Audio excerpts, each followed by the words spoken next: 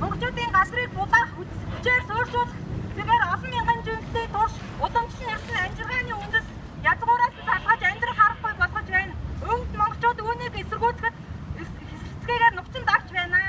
Гэтэл өнөөдөр хүн төрөлхт нь уугуул ард түмнүүдийн эргийг эрхэмлэн дээдлэх ёстой гэж тунхаглаж амьдрал хэрэгжиж байна. Бүгд танд Хятад улсын уугуул ард түмний эрхийг удандаа гişин өсөрдөж байна. Энд өвд монголын залуучуудын холбооны гишүүд бид нэгдүгээр 64 өвд монголчуудыг харгислан 8 насныг нь хороосон өө олноор өө төрлөөр устгасан яг хэргийг шийдвэртэй буруушааж 64 ахын дүүсийнхээ гигэн дурсгалыг үндэтгэн нэг гашуунаар нэгээр гашууд төвгөө илэрхийлж байна. Бид бүхэнд жил бүрэн 10 сарын 1 буюу Хятад Хятад улс зайгалагдсан өдөр өвд монголчуудыг харгислан явдлыг гашуудад үндэтгэж байх болно. Хоёрдугаар хүн төрөлхтний эсрэг энэ ялт хэргийг олон улсын шүүхэд мэдээд энэ буруутнуудыг хариуцлага үдээсэн судалгаа шийдвэрүүдийн дэндээ үйл ажиллан гэдгийг мэдэгдэж байна. Гуравдугаар өвөр Монгол орн 1947 онд байгуулагдсан гэтэл бүгд найрамд Хятад ард улс 1949 онд байгуулагдсан хэрнээ өвөр Монголыг хүчээр иргэндээ оруулсан энэ зөв бус явдлыг нэгдсэн үндэсний байгууллага олон улсын хүний хамгаалах газрууд олж харж анхааралтай аван ажиллаж өвөр Монголыг бүгд найрамд Хятад ард улсын нэршээлээс гаргах чөлөөтэй болох хэрэгтэй гэж үзэж байна. Бид бүхэнд бүгд найрамд Хятад ард улсын засгийн газар тагтан дараах зүйлүүдийг шаардж байна. Нэгдүгээр өвөр Монгол дахь дарангуй даруй зогсоо, хоёрдугаар өөртөө засах орны нэрийн үндэс нь өөртөө засах төрийг барина гэсэн хуулийн дагуу өвөр монголчуудад өөртөө төр засгаа барих өөртөө гэсэн хуулийн дагуу өвөр монголчуудад өөртөө засаг төрөө барих, өөртөө засах орноо удирдах боломжийг олгож, өөртөө засах орон шиг орн болох 3-р 15 жил хэлсээр харьцаж зовж тарчсан гэдэг гэрийн харайнд хүн байсаар байгаа хадаад цагаатгад сулдаж эмчилж нүхэн олгор олгох чугуу наран билээ тод Монгол Батцангаа болон бусад өвөр Монголын улс төрийн хоригдлуудыг судлаж хохирлгүй болох дөрөвдүгээр найрамд Хятад улсын төр засаг олон жил өвөр Монголын соёл урлагийг хариуцсан эрх барилаа. Өнөөдөр өвөр монголчуудын соёл урлаг сүрэлт нүүрлээд байна.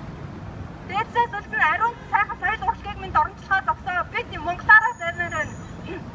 Өмнөд монголчуудын соёл урлагийг нээлттэй болох хамтгаар тухайн өөртөө орны нэрийн үндэсний хэлийг нэгдүгээр хэл болгох зарчмыг хэрэгжүүлж өвөр Монгол бичгийг өвөр Монголын нэгдүгээр бичиг болгоно дэлгэрүүлж дурдгаар өвөр монголчуудын овог нэрийг баримт бичгээр монголоор зөв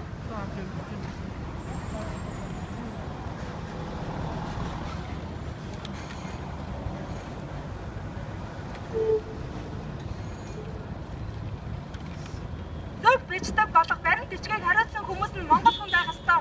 7-дугаарт монгол сургуулиудыг хааж харих хөгжлийг саадуулахад зогсоод 8-дугаарт монгол сургуулиудын сурах бичгүүдийг өвөр монголчууд өөрсдөө захиан гаргах боломжийг олгон монгол хэлээр их зохиолыг чөлөөтэй болох.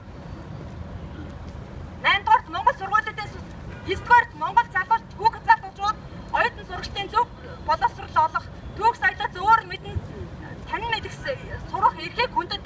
10-дугаар монголчуудын соёлыг дундад улсын соёл хэмээн ЮНЕСКОд бүртгүүлэх хууль сурталчилгаа зогсоо. Монголчуудын соёлыг Монгол улс өөрөө бүртгэдэг байхыг бид хүсэж байна. 11-дугаарт монголчуудын уран зохиол, яруу найргийн чөлөөтэй нийтлэл нэвтрүүлэх ном сүдрийг чөлөөтэй хэвлүүлэх чонон цус хэмээх ормон монголчуудын соёлыг гажууд ууланд ойлгуулсан үйдлийг бүгд дэмж эсэргүүцсэн хоригл. Монголчуудын шашинлагыг дарамжлахаар байж монголчуудын онгон шүтэнээ өөрсдөө мэдэх харгалзах эрхийг олго. Онгон шүтэний иргэн дарны 100 мэд газар зэрэг зэрэг байж болохгүй. 15-гаар бэлжээ Росыг бохирд газар нутгийн цөлмөн ухаан зогсоо. Уулуурхаан үйл ажиллагаа хийхдээ монголчуудаас зөвшөөр нагдан байх.